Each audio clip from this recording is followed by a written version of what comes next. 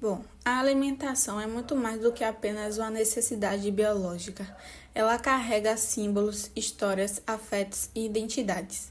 No Brasil, essa dimensão simbólica é ainda mais profunda, pois nossa história alimentar é marcada pelo encontro, muitas vezes violento, entre diferentes povos, culturas e formas de viver. Antes da chegada dos europeus, os povos indígenas já possuíam sistemas alimentares altamente sofisticados e sustentáveis, totalmente integrados ao território e ao meio ambiente. Eles sabiam extrair da terra tudo o que precisavam, respeitando os ciclos naturais e com técnicas agrícolas próprias, como a coivara, uma forma de roça itinerante que não esgotava o solo. A mandioca era o alimento central na dieta indígena e o seu uso era extremamente elaborado. Eles sabiam fermentar, desidratar, eliminar toxinas e transformar essa raiz em farinha, beiju ou tucupi. Além disso, dominavam o uso de plantas alimentícias não convencionais, as chamadas punks, frutos silvestres e métodos de conservação como a defumação e a secagem. Esses saberes ancestrais, apesar de fundamentais, foram sistematicamente desvalorizados durante a colonização. A partir de 1500, com a chegada dos portugueses, o sistema alimentar brasileiro começou a mudar radicalmente. A terra passou a ser usada de forma extravista e voltada para exportação, com o cultivo da cana-de-açúcar como principal atividade econômica, uma produção voltada para a Europa e não para alimentar a população local. Nesse contexto, inicia-se também a escravidão de povos africanos que foram trazidos à força para o Brasil e obrigados a viver em condições desumanas. Ainda assim, esses povos africanos trouxeram consigo saberes alimentares valiosos e foram capazes de adaptar suas práticas às novas realidades, criando os pratos que hoje são símbolos da nossa identidade alimentar, como a feijoada, o vatapá, o acarajé e o caruru. Tanto indígenas quanto africanos resistiam à violência cultural por meio da manutenção de suas tradições alimentares, mesmo que de forma adaptada ou disfarçada. A comida, nesse caso, foi também um instrumento de resistência e de preservação identitária.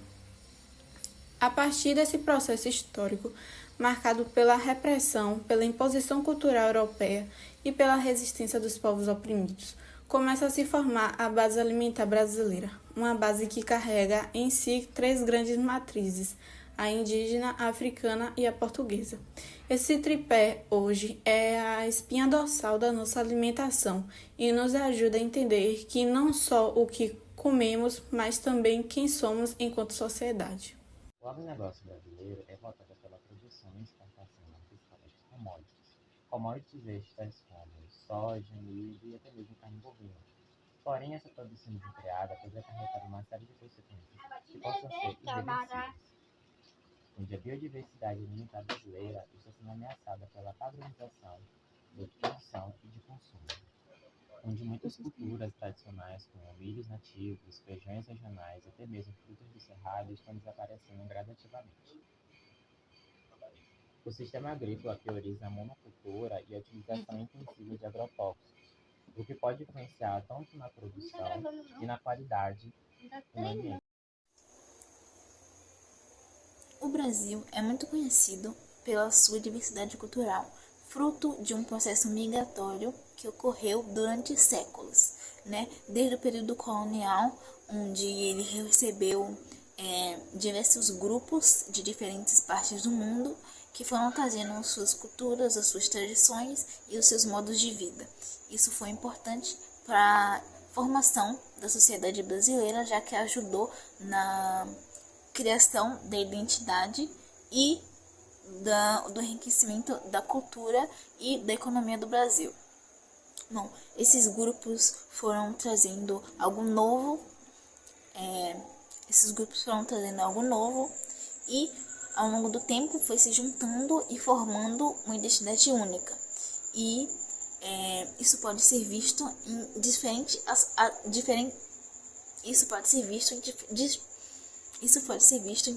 aspectos no nosso dia a dia. Um bom exemplo disso é na culinária, onde para falarmos disso é importante falar sobre um capítulo doloroso da história do Brasil, onde ocorreu a vinda de africanos escravizados que, apesar de condições desumanas, conseguiram preservar e transmitir a sua herança.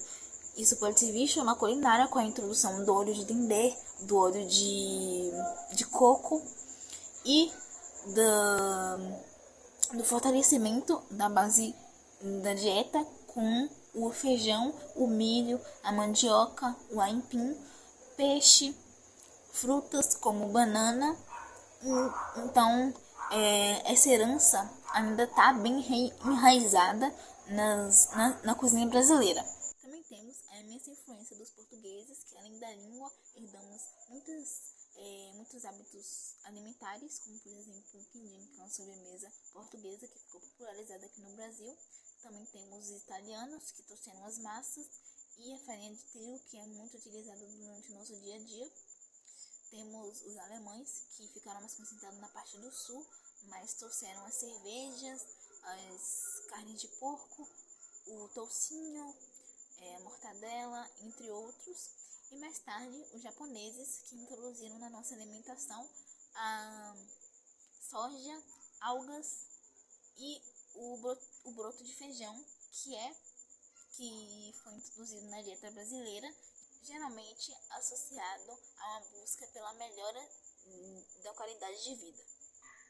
Então, quando estamos falando da nossa culinária, estamos falando também de história, de identidade, de pertencimento, porque, sem dúvida, o Brasil é um mosaico cultural e isso se reflete no prato de cada um de nós. Há um embate direto entre a cultura alimentar brasileira, rica e regionalizada, e a lógica da indústria de alimentos. Em decorrência de novas demandas geradas pelo modo de vida urbano, é imposta a necessidade de reequacionar sua vida segundo as condições das quais dispõe, como tempo, recursos financeiros, locais disponíveis para se alimentar e periodicidade das compras. As soluções são capitalizadas pela indústria e comércio, oferecendo alternativas adaptadas para as condições urbanas, delimitando novas formas de alimentação. A comercialidade contemporânea se caracteriza pela escassez de tempo para o preparo e o consumo de alimentos. Com essa industrialização, há o surgimento de diversos problemas, sendo tanto problemas culturais como problemas de saúde. Excesso de alimentos de grande densidade energética, ricos em açúcar e gordura, geram doenças como diabetes e obesidade. Esses alimentos são altamente consumidos em decorrência da apresentação de sabores apreciados e de custo relativamente baixo. Além do decaimento na saúde populacional, esse consumo de alimentos gera um impacto na percepção social na nossa cultura, ao deixar de lado alimentos típicos da sociedade brasileira. A alimentação traz traços de identidade e relações sociais, não apenas uma forma de nutrir o corpo, mas toda a dinâmica envolvida, desde o preparo até o consumo, traz um sentimento de pertencimento. Bulimia e anorexia são apenas parte dos problemas decorrentes disso. A industrialização e a produção de alimento em massa são fenômenos que ocorrem no Brasil desde muito tempo. Na época de colônia, a produção de cana-de-açúcar e de café visava a exportação desse produto bruto para Portugal, onde eles eram refinados e assim fazendo o produto final que era revendido para outros países, incluindo para o Brasil.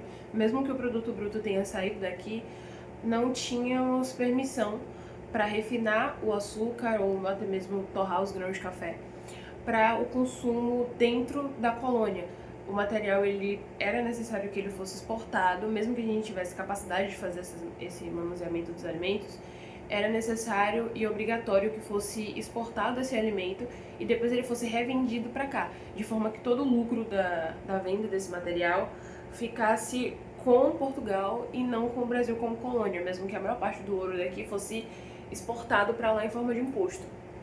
Isso acabou causando um comportamento comum dentro da cultura de alimentação do Brasil, que é a maior parte da produção de alimentos dentro do país, ele é exportado e não utilizado para sanar a fome do povo.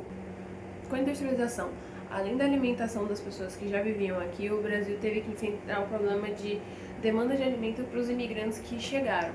Ou seja, como a maior parte dos alimentos e os alimentos que tinham uma boa qualidade eles eram exportados, o que restava para a população mais pobre, inclusive a população que veio para cá para trabalhar de outros países, eram os alimentos com a menor qualidade, já que quem tinha mais dinheiro podia comprar os alimentos que eram tratados e refinados em Portugal e vendidos de volta para cá.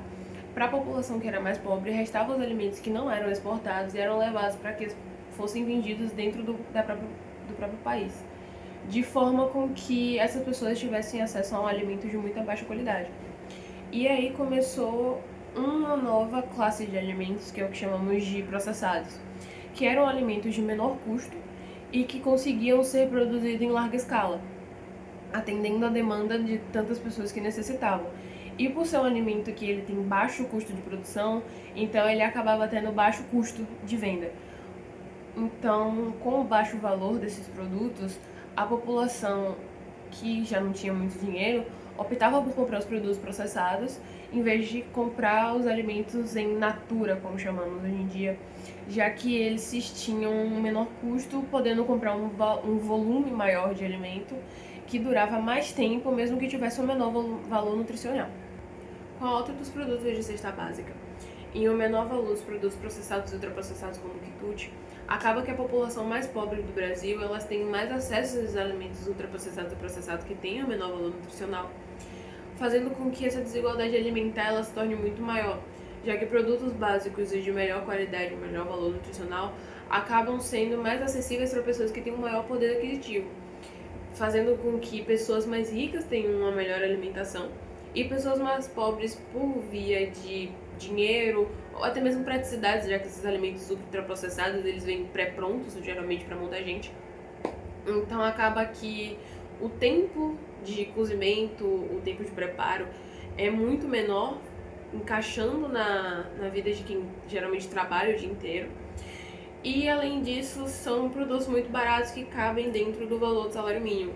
Então essas pessoas optam por produtos ultraprocessados e processados, enquanto esses produtos que em tese deveriam ser básicos da alimentação da população de uma forma geral, se tornam alimentos mais acessíveis para pessoas que têm um maior poder aquisitivo na mão.